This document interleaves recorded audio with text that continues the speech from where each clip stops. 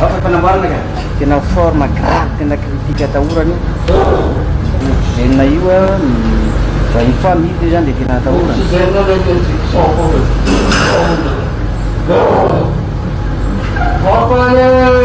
Apa cuma ini lah? Cuma tinggal namin. Nagtitira double ko. No jangan, jangan marah.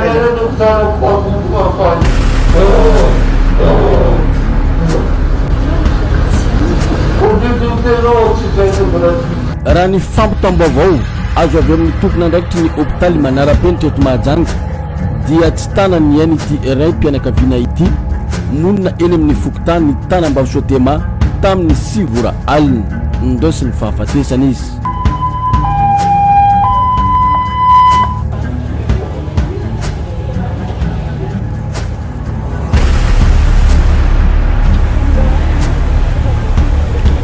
Avy amin'nosy ty tany ampiasana nalefa ny tany Mahamasina dia nalefa ny nakatia Larby fa hoe tsy afaka tsisy fanjina ntsony fa matory amin'ny tany daholo ny zareo ara tonga eto indray zay dia mbola io miandro io zao zay nefa zay afa maraindaina ihany afa tonga teto.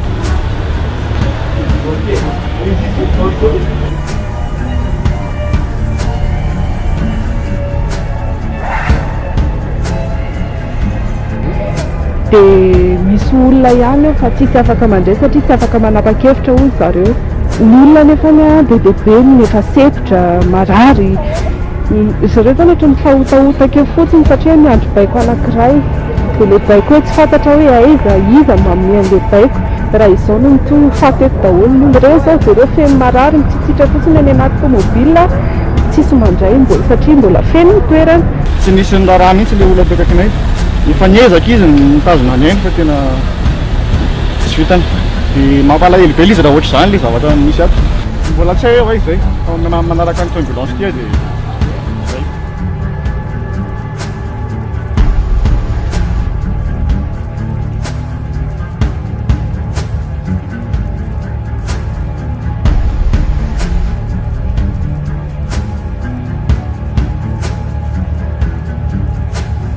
Niakatsakatsaka kely izy eo teo alohaloha teo izao nahita 12